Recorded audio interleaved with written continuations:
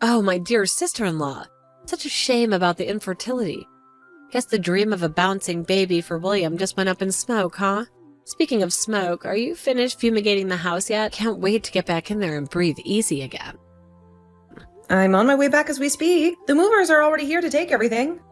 Movers, huh? Sounds expensive. Hope William's new job can cover it.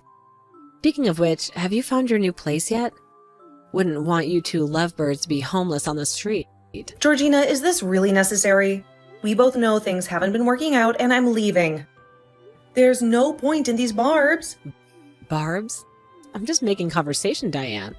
Besides, you can't blame me for wanting a little peace and quiet around here. Your constant presence has been, well, let's just say it hasn't been a joyride. So you used line to say those hurtful things to me? Couldn't even pick up the phone and have a decent conversation like an adult? Line was convenient.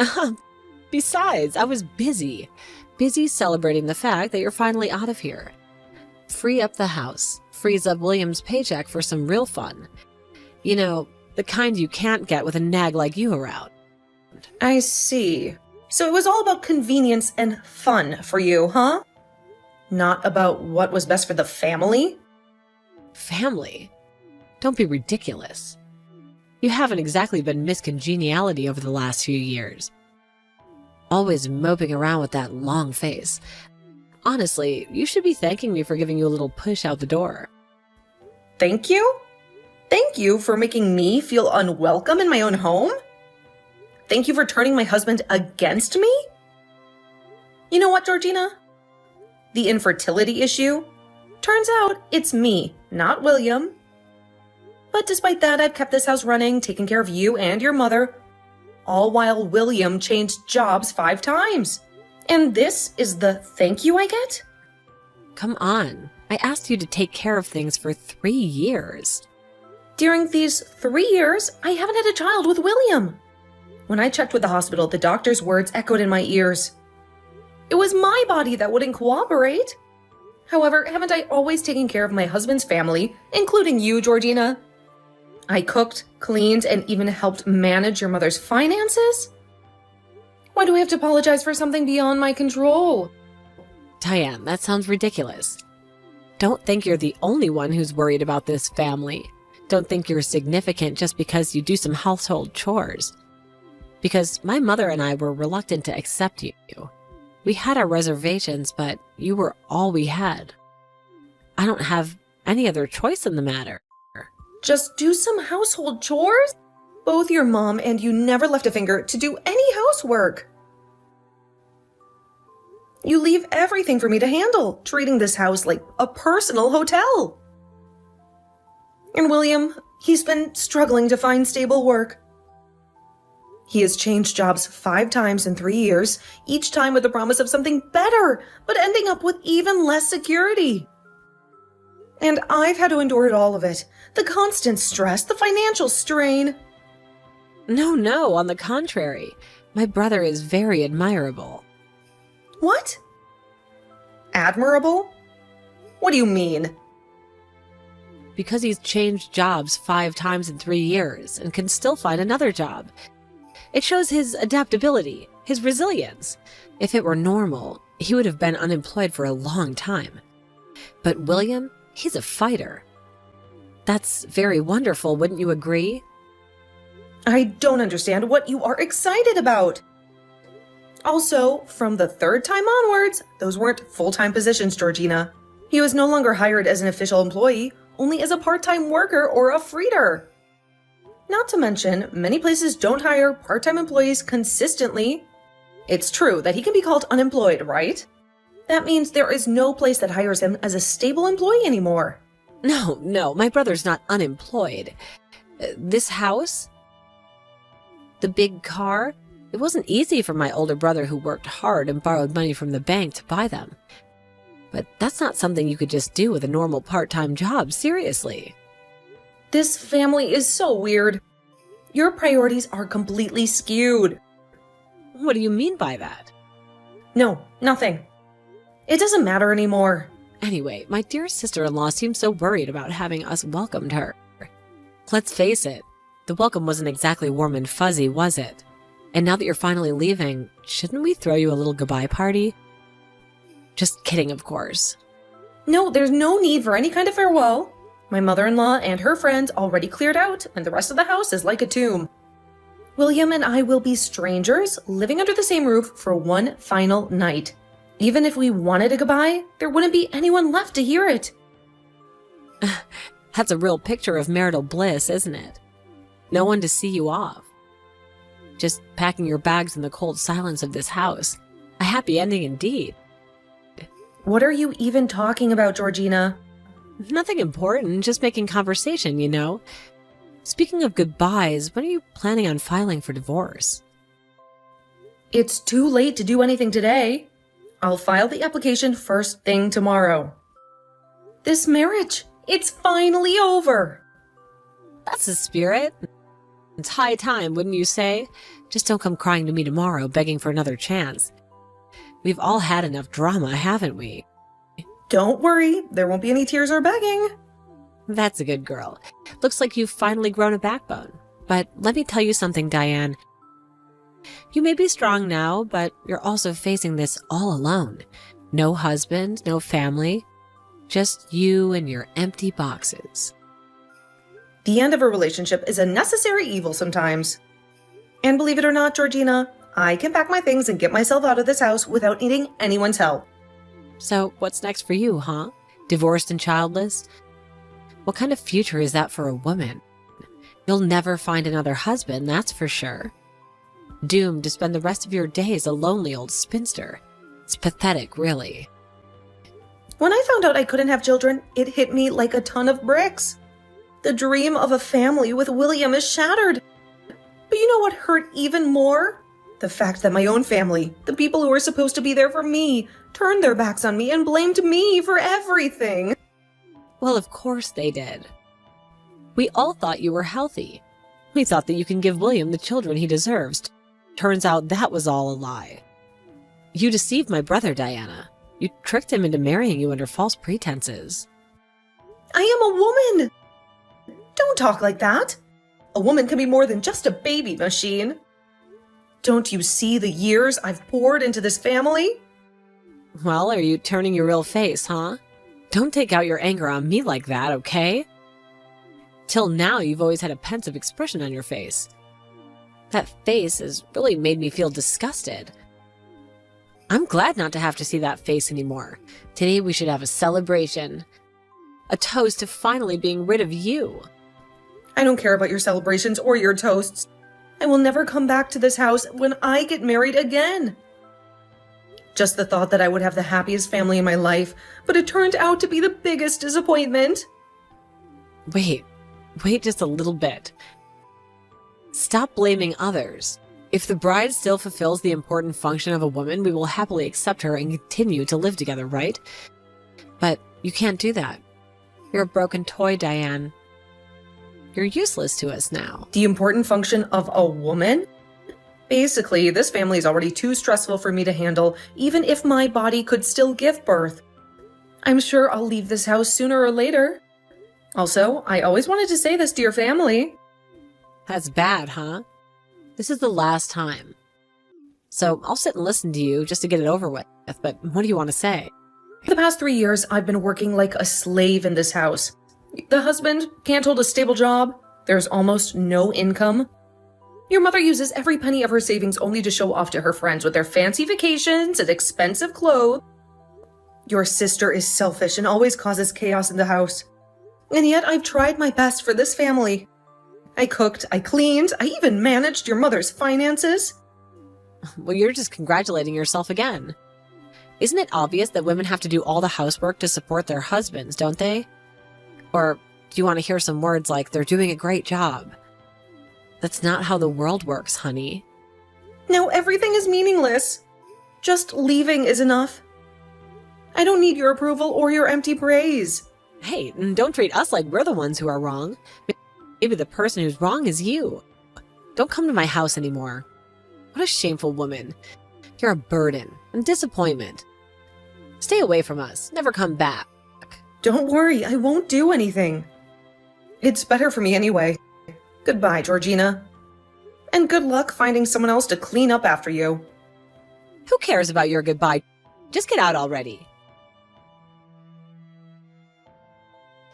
Sister-in-law, hurry and listen to the phone. Sister-in-law, pick up the phone now.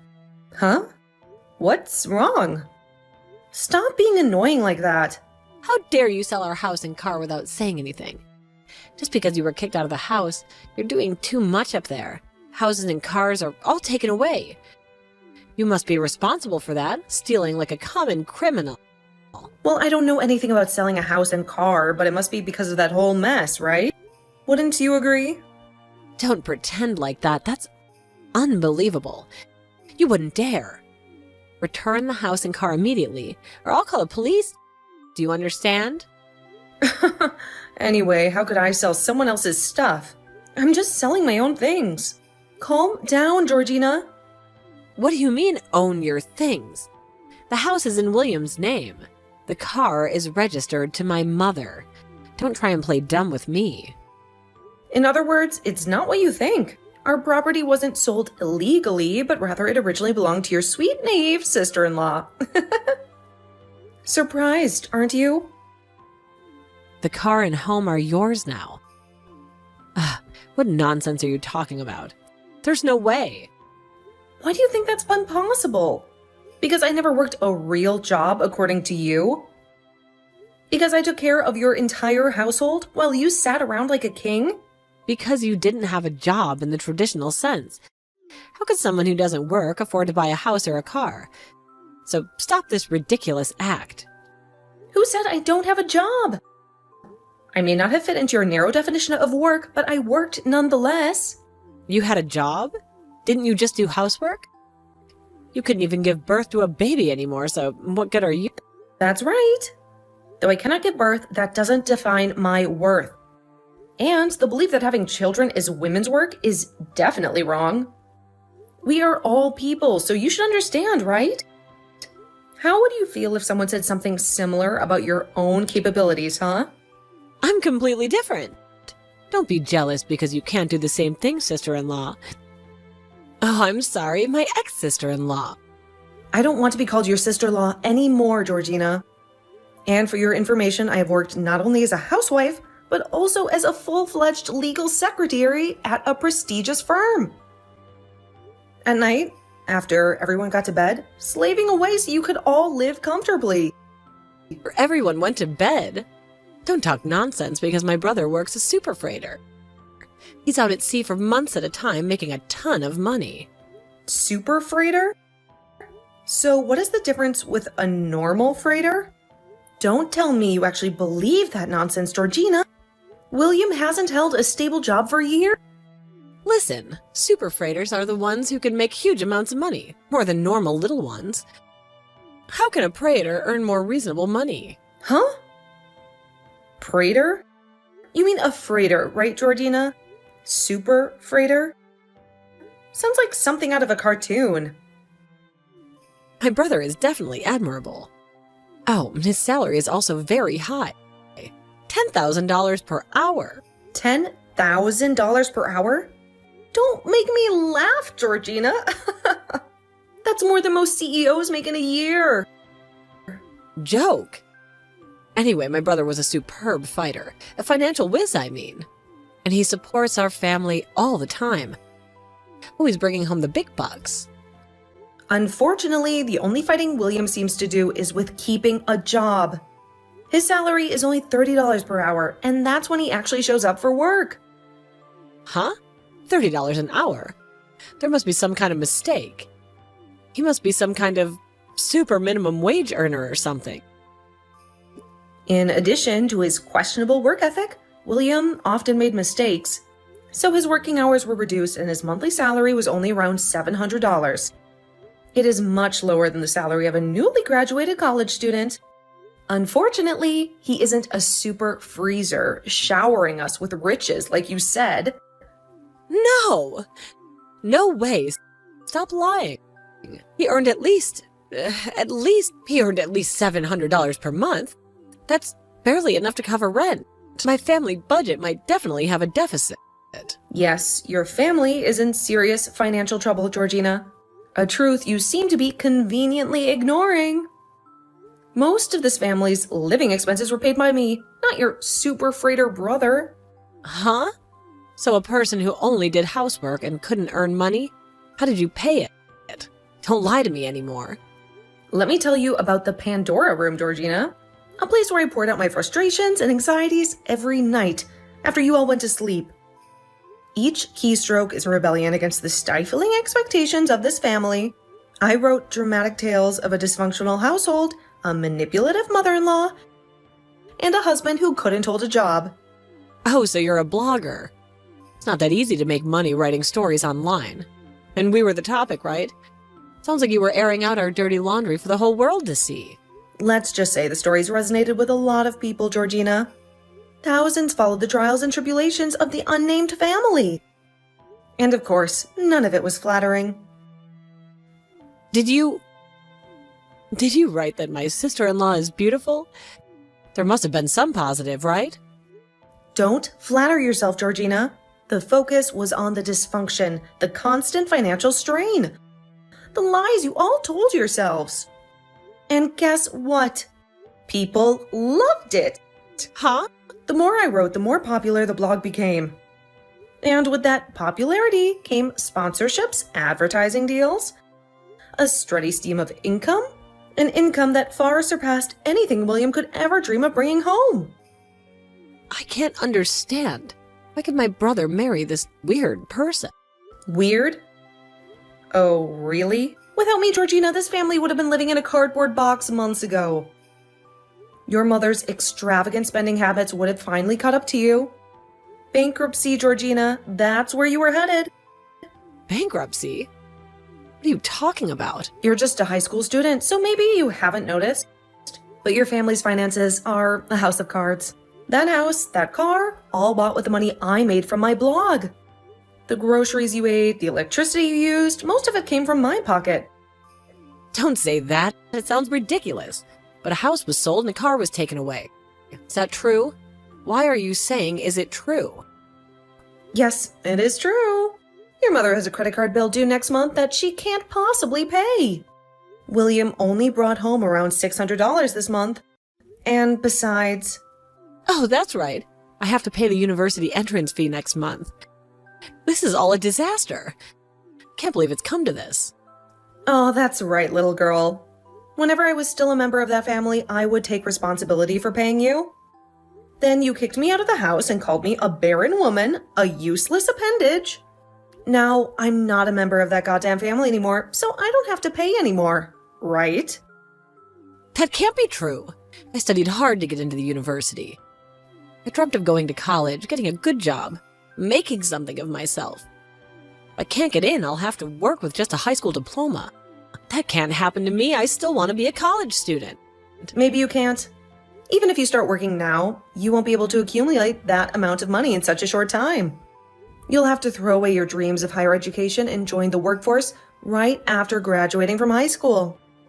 Imagine that, Georgina, working a dead-end job just like your brother. I don't want that. Oh, sister-in-law, we used to be family, for crying out loud. I'm not asking you to just give me the money, just slap me some. A loan, that's it. I'll make sure to pay you back every single penny. If those words are trustworthy, I will give anyone a chance, regardless of whether they're family or not. Honesty and integrity are paramount. Wouldn't you agree? Really? Please believe me. I'll definitely pay you back. I swear on everything I hold dear. Is that okay with you? Can you answer my question honestly, Georgina? Okay, what's that? You said you would return the money. So when and how? Be specific, Georgina. Huh? When will I return it and how? When will you return it? And how? Don't tell me fairy tales about pocket money. Your family is drowning in debt, remember? Oh, from the pocket money I received from my parents. However, your family struggles financially. How can you afford it? Isn't this just another empty promise, another lie you've learned so well from your brother? Even though you said that, don't you understand? University education is the only way I can escape this dead-end life, this circle of poverty your family's trapped me in. Do you know how much university tuition costs, Georgina? Besides the entrance fee, there are also housing costs, meal plans, books, and countless other expenses. Do you get it? What about that money? To pay off the tuition, I'll have to work part-time until graduation. Every single night if I have to. University tuition's about $100,000 per year, right? The tuition for 4 years is about $500,000, right? If it's only about that amount, that could be managed with effort. I'm young and strong, I could handle it. Well, according to my research, Georgina, the university you want to attend is a prestigious private institution. They have a reputation for excellence, not affordability. I don't want to lend you any money, and quite frankly, your plan sounds like nothing more than a naive fantasy. Huh? I already said I'd pay you back, so I put my last hope in you. Why? Because you're the only one who understands. Don't you remember all those times you complained about my family's spending habits? We were on the same team once, weren't we? I said I'd give it back properly, every single cent, with interest. Listen, Georgina, university admission fees are separate from tuition costs. Your university admission fee is $300,000, and the annual tuition fee is a staggering $500,000. The total cost until graduation is a whopping $6,300,000. Oh, don't tell me you don't even know your own admission and tuition fees. Didn't you say you would definitely pay it back? Besides what we just discussed, there will be costs for textbooks, living expenses, transportation, and who knows what else. Isn't that all the money that you can earn from a part-time job, flipping burgers or stocking shelves? How can I lend you money when your plan hinges on such a flimsy foundation? If you get it, go and find a company that hires high school graduates with zero experience and a mountain of debt. Why is it so expensive? My wonderful university life gone just like that. Damn it, sister-in-law. I'll make enough money to pay for my university tuition. Hey, let's go back home. Even though this house is no longer ours, maybe there's something we can figure out together. Yeah, right. No way. What should I do now? I can't come back to that house, not with everything I've revealed. My family is about to be in debt, and seeing their struggles would just make me feel even worse. I want to say thank you for divorcing me, Georgina. In a twisted way, it forced me to become independent and find my own way. Damn it. If I knew this was going to happen, I wouldn't have kicked you out. It's too late to regret now, Georgina. Work and learn how to cope with the life on your own. Maybe after 10 years, weathering the storms life throws at you, you will become a better person. It's unlikely, but there's still a chance. Now, if you'll excuse me, I have a plane to catch. There's a new city waiting for me, one filled with opportunity and freedom from the likes of you and your family. Goodbye, Georgina. After that, Georgina's family lost their house, lost their car, and had no money to pay for any hotel. Shame hung heavy in the air as they shuffled out of their once comfortable home, the weight of their empty pockets mirroring the emptiness in their heart. Looks like that family has been begging in the park for a while. One day, Georgina approached a well-dressed woman. But her pleas for help were met with a disdainful glare. "We work for our money, young woman," the woman sniffed, clutching her purse tighter. Georgina looked for a part-time job after graduating from high school, her resume filled with nothing but empty promises. She can't recruit anywhere due to their insolent and disrespectful attitude. On the other hand, I became a famous blogger thanks to that family. My scathing social commentary resonating with millions. I built a loyal following, my online persona a stark contrast to the quiet housewife I once was. After all, I will prioritize myself and enjoy my life on my own terms. No longer would I be defined by a family that never valued me. The future stretched before me, brimming with possibility, and I embraced it with open arms.